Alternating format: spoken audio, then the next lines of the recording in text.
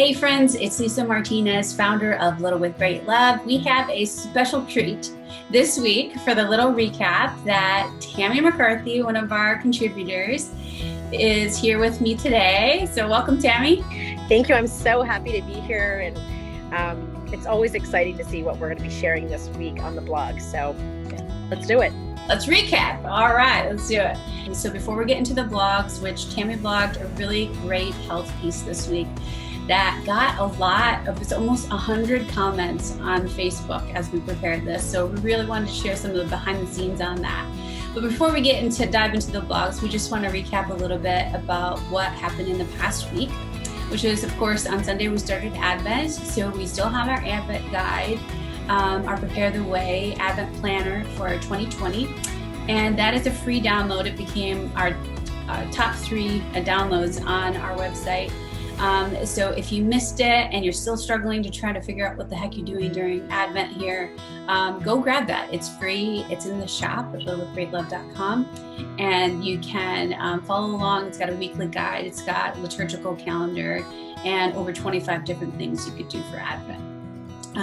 And if you're a person like me and you procrastinate, this will be one of your greatest tools. Just do yourself a favor, press print, sit with it, and just be inspired by people who have already planned things out for you. And just give a few minutes of your time. Yeah. I'm going to be showing this week. I'm going to print it out myself, and I'll be showing some of the ways I plan on using it. Yeah. So look for that. Awesome. That's cool. So check out, Tammy's also at Chasing Time Drinking Wine. She's on Instagram and on Facebook. So that's her personal blog. And then she, of course, is a contributor and teammate with us. So she has tons of great things on both platforms for us to share. And she's been a dear friend of mine for over 20 years now, so which meant, I guess we met each other when we were 2 or so, right? Yeah, we were just itty bitty. We were in college. So another thing that we had this past week was we gave a little shout out on Giving Tuesday to 3 organizations that are very dear to us. So I Amplify is the parent organization. It's a nonprofit that was established, started by me. Actually, I have a small board to help serve those who are serving the church. So it's really about serving Catholic ministries, entrepreneurs, and organizations to help them in whatever ways they are, mainly through digital platforms and marketing and PR. So Little with Great Love is the outreach that comes out of that nonprofit. So if you donate there, that helps support us and sustain us. And of course, it costs money to run anything digitally, right? You have web hosting, we have Crowdcast, which is the platform we use for our live events, and just software and different things that it takes to run everything, behind the scenes. So we're all a group of volunteers, and so we greatly appreciate any donations that come into that. And then, of course, Redbird Ministries, our sister organization. They are an amazing group. If you haven't checked them out, they really were founded to start to help people that were grieving loss, especially loss of a child. But they've really branched out to provide Catholic grief materials and resources, and they're doing all kinds of amazing things. So Give Grace is their gala that's coming up this weekend, and you can go and the donations will help them. They're trying to raise $50,000 to be able to get all the materials that they need to help reach as many people as they can, especially digitally right now as people are quarantined. And then, of course, the Vermilion Parish Women's Center, which is one of our teammates, Kelly Davis. Her and her husband were instrumental in this organization. It's in southern Louisiana that's supporting people who are in poverty, and they need meals, food, wipes, baby wipes, resources, parenting classes, just all kinds of supplies and things that they provide for them there. So those are 3 awesome organizations we wanted to give a shout out to. And of course, if you missed Giving Tuesday, that's okay. They accept donations at any time. So for your year-end giving, if you're trying to figure out what to do, these go to some really great causes and some worthwhile people that really are in great need. So thanks so much for doing any of that. And then if you have yet to write your Christmas cards, oh, sorry, someone's trying to. Got a lot of people interested. I must be downloading your Advent guide. That's happening as we speak. That's what it is. The downloads are coming in. The donations are coming. There it is, Lord. Thank you, Lord. If you haven't done your Christmas cards yet, those are all from the shop. Watercolor and hand lettered, 8 different cards. There's prints there for your gifts, all of that. We ran a little sale. So if you missed that, I hope you guys will sign up for our email list. You can sign up through Instagram, Facebook, and on our website to be on our list to be updated about all those different things that we're doing in the shop there. So go grab that. I wanted to make a suggestion. Yeah. Because I am one of these people that my Christmas cards consist of a large picture of my family.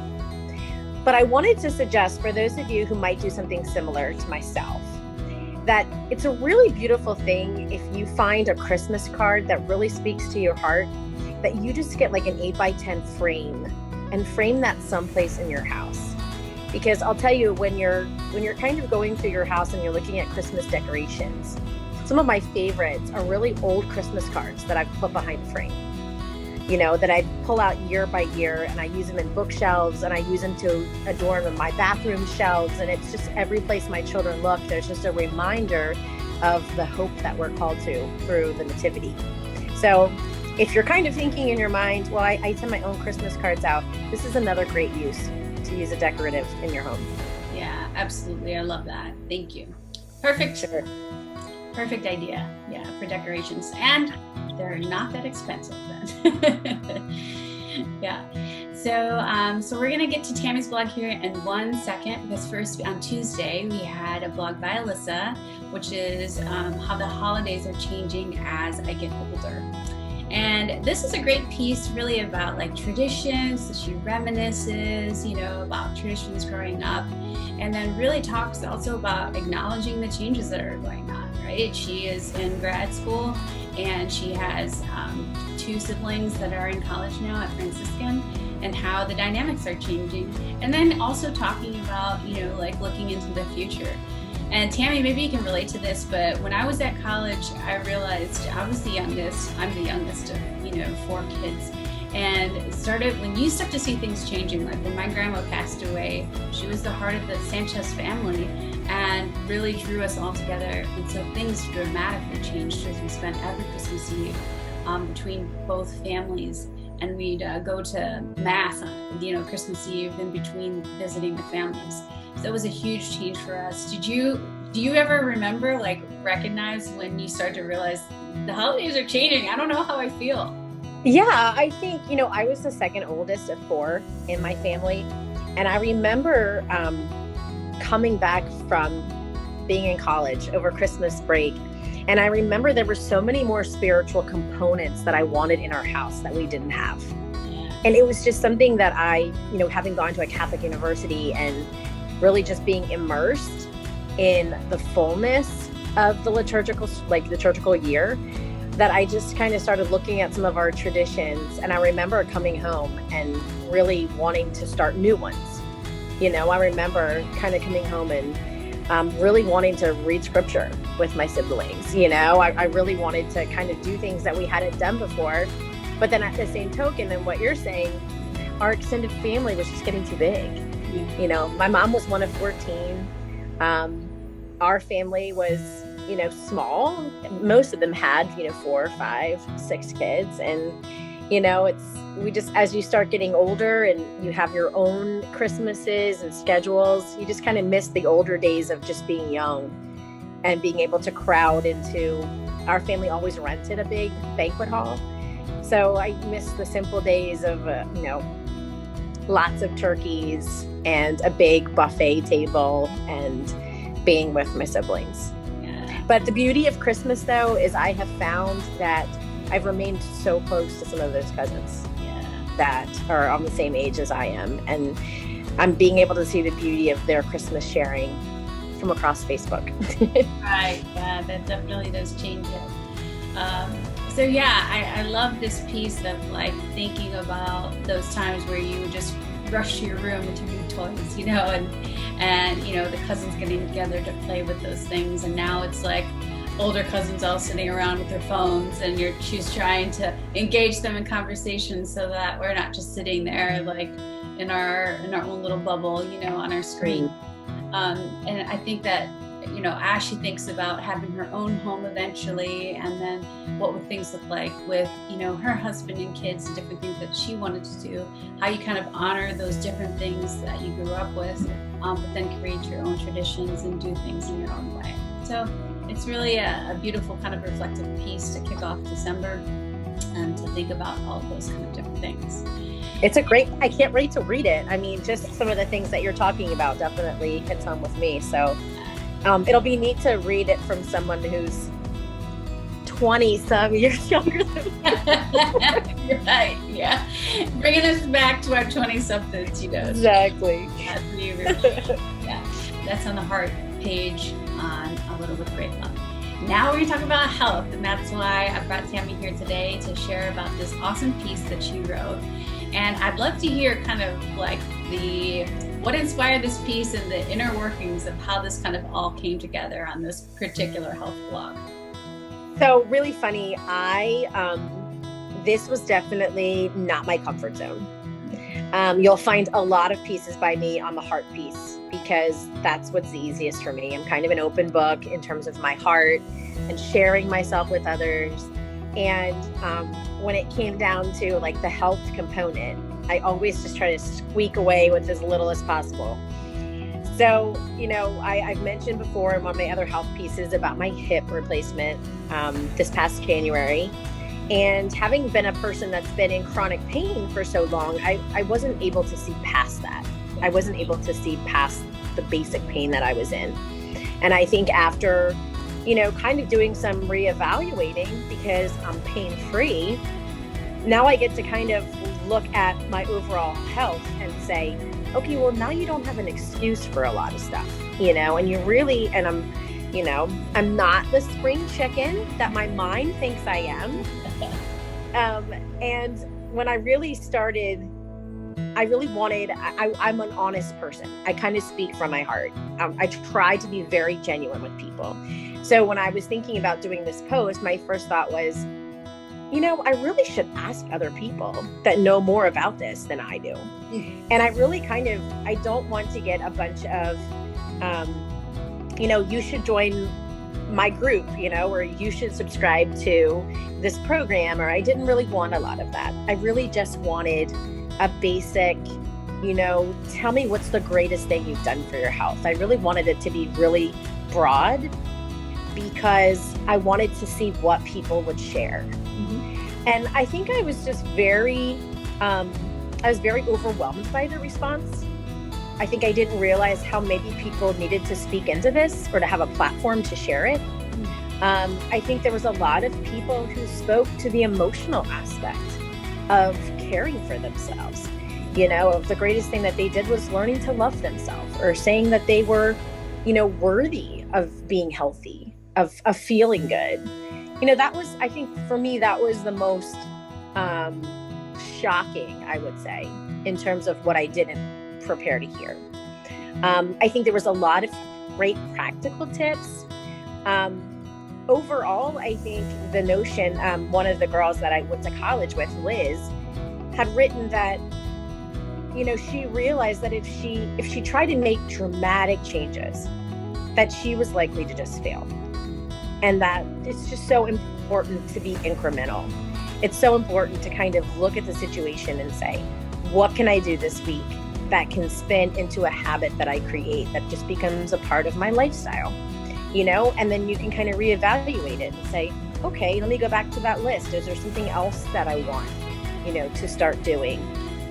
And maybe things that you don't really have to alter much of what you're doing, something as simple as, a glass of water before I have dinner, before I start with a glass of wine, or maybe it's as simple as, I'm going to walk the dog in the evenings, and I'm going to take that walk and give myself, 20 minutes a day.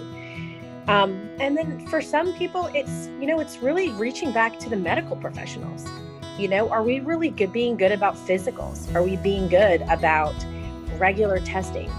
Does it come as a shock to us that we have high blood pressure, or high cholesterol? Is that part of us, our regular maintenance is taking care of ourselves? That was kind of a big one for me too, was it's easy when we're in pain to seek someone's treatment, but for someone to really have an eye on us and be able to say, wow, you've gained significant weight, or you've lost significant weight. Are you trying to have somebody kind of overseeing your overall health? I think is so important. And it was something that I do for my kids. I don't do for myself. I'll never forget. This should give you an indication of why I don't write health blogs. When I called to get my order for my physical therapy for my hip replacement, my doctor actually couldn't give me a referral because I was considered a new patient because she hadn't seen me in 3 years. So I was like, what do you mean? I just need, I had a hip replaced. I just need to get a PT. And she's like, I haven't seen you in 3 years. So I can't even, I don't know who you are. Yeah. And, I was like, it was really crazy to me because I was legitimately like, I was there last year. I had to have been there last year. And it was just a glaring reminder of how I'm not putting my health first. And I think I've read this someplace before, if we don't invest in our health, then we'll invest in an illness later on. That's what we'll spend time doing is caring for ourselves because we weren't proactive with something else. So that's true. I really just encourage everybody to read it. It's definitely, the blog is written from the perspective of I think Michelle has spoken about this before. She has, I know at least one blog that she's written about confessions of a diet breaker. Yeah. And it's written from the perspective of someone who, just kind of almost got her girlfriends together and said, what's the greatest thing you did for your health? And then allowed those people to all kind of give advice. So, I think for me going forward, there's a couple of different things that I've looked at that I've said, that's not dramatic. I could do that. And I bet I would see the effects of it. Yeah. So that's kind of my goal for people that read this, is that they read it very lighthearted, but they read it with the notion that maybe it's time that they invest back in themselves. Yeah, I think that's a great call. And I love also the honesty of, just sharing I'm not a marathon runner that's trying to tell you couch to 5K in 30 days, and all that kind of stuff. But this is really just an honest piece. You say here are struggles. I'm self-proclaimed foodie myself. I love to eat it. I can relate to all that. My family, we're eating food and we're talking about the next meal already or reminiscing about food that we love. We love it, and stuff. And I think it's hard to kind of, to sometimes get that motivation that habits are really hard to change or to make new ones. So really those incremental things that you can do to just say, what am I going to focus on this week or this month? I'm really going to work on just being consistent, getting into a rhythm in my life where I can see that I can have that time to make, whether it's drinking my water or getting on that treadmill finally, or stepping out and taking that walk with the dog or whatever those things are. And I think, after going through what you've been through with your hip and how it really changed all of your ability to be active, it's almost like you have to retrain the brain then after that to be right. There's not that hindrance now. I know that I have to overcome that, and I can do the things that I want to without pain. And so as you've done your physical therapy to work on your physical, now it's almost like that mental work, right? To just break down those things that you said have made excuses before or whatever, and it's not there anymore, but how do I push past that? Well, and I think too, the other thing is, as a mom, I'm very mindful of the spiritual aspect of mentoring my children. And I'm very mindful of what they see me doing in my spiritual life. And I've been convicted about my health. I think sometimes as women, I think we really fear food. in terms of we have the extreme where we don't want to create eating disorders in our children, especially in our girls. We don't want to create body issues. We don't want to demonize food. And I think sometimes that can lead us to have a very just, you can eat whatever you want to eat. Like, we try to kind of push that envelope of it. But I think on the other hand, there's a part of us we have to kind of, teach our children that there is too much of good things, and that's an overall sentiment in our life that we're supposed to be prudent about stuff. So I think, being able to look on and see their mom who is taking a walk, or who are saying, you know what, guys, I really ate too much junk today. I really don't feel like dessert, or, whatever it is, not from a dieting perspective, but from a health perspective. It's not healthy for mom to eat this much, or it's not healthy for mom to eat this late, or whatever it may be. We don't have to make them preaching moments, but we have to remember that we're always being watched, and to create healthy habits within our own children. I think our actions are so much greater than the words that we use. So, yeah, I mean, I remember, whenever there was a struggle or whatever, my mom, like, she just loved like her bag of chips with her, sour cream and onion, and stuff. And so there's so much, where you grow up and you've seen that modeled of like not, taking regular exercise, not doing those things to like maintain health. And I mean, I loved my parents dearly and stuff, but my mom ended up having cancer, and that, she passed away from that in her 60s. And then my dad last year passed away, but he had a multitude of health. And that left a huge impression of me to say, like, what can I do now so that when I'm in my 70s, that my body is not, because I have a lot of the same, like allergies like my dad and different things, but thank God, there's not high blood pressure at this point, or like cholesterol, or all those things, being maintained. And so you really do, your children are sponges, right? They just absorb things that are going around. So if you think that they don't see that you do that, and stuff, it's the good things that I saw my mother do and the ways that she loved us. She loved us a lot through food. And so we grew up with tons of, especially this time of year, there was Christmas cookies and baking that she would do for days, and these beautiful platters that she'd put out for all the different celebrations, and we'd keep them down in the freezer and just have, all of this good stuff. And I love all of that. That's an important part of our traditions. But we really did, grow up and see that. We absorbed that growing up, to see food was a comfort most of the time. Mm-hmm. Like if you're upset, it would turn to that. And I do the same thing a lot of times. And then, just that regularity of just staying disciplined with saying, okay, no, I really need to have activity, consistently in my life, not just yes. And I can handle stuff without having it to bring up food. I definitely have struggled with being an emotional eater, and that's something that I feel like I tried to break my children of. It's like, well, listen, let's talk about it. Like, we can talk about stuff. It doesn't have to be that you're in a bad mood, so open up the freezer and grab out the fine ice cream. Like, we can talk about things. We can celebrate with food. We can enjoy food. It's meant to be enjoyed. But there's a place for it. I think that's kind of that fine line that you have to find, where you treat your children not to demonize food, not to be afraid of it, not to, talk macros and calories and reading labels and like obsessing. That leads your kids to feel overwhelmed. And I think at the same time, you can teach your kids to eat colorful and to eat different things. And one of the things I was trying to teach my daughters was, I said, you need to eat different things. Different parts of your body requires different things. You can't always have the same stuff. Then you're being unfair to other parts, and just this notion that we are meant to really self-regulate. There's so many virtues, I think, that rope themselves spiritually, emotionally, physically.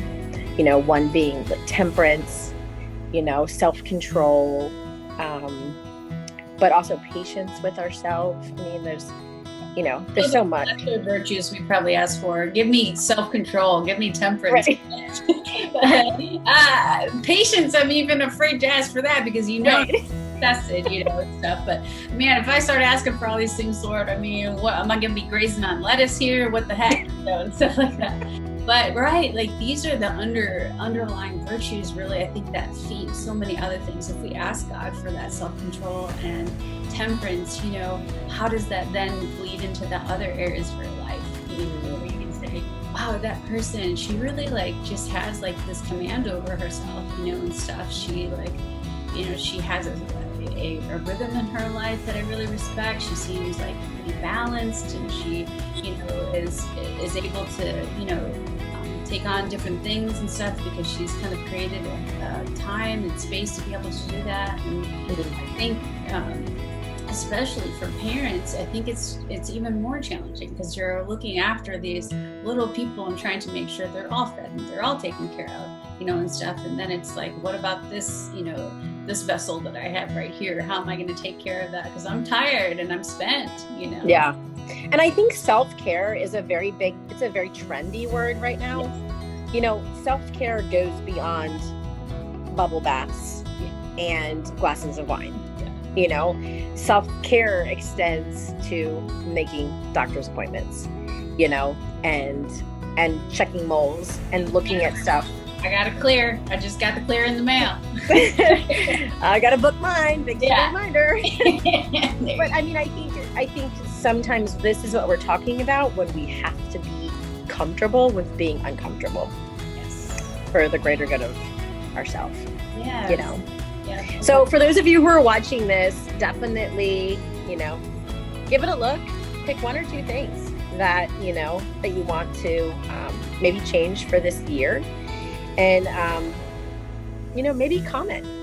Leave a comment on the blog. We'd love to hear, what you think is doable for yourself, or maybe how, maybe this is a different perspective than you've thought about before. Yeah, or hit us up on the socials. We're on Instagram, we're on Pinterest, we're YouTube, all, Facebook, all those places. So you can leave a comment. And of course, if there's some wisdom that we can pass along, or if we could just be in the trenches right with you and be like, gosh, I hate that too, and I just want to put my face in a thing of cookie dough also, then okay.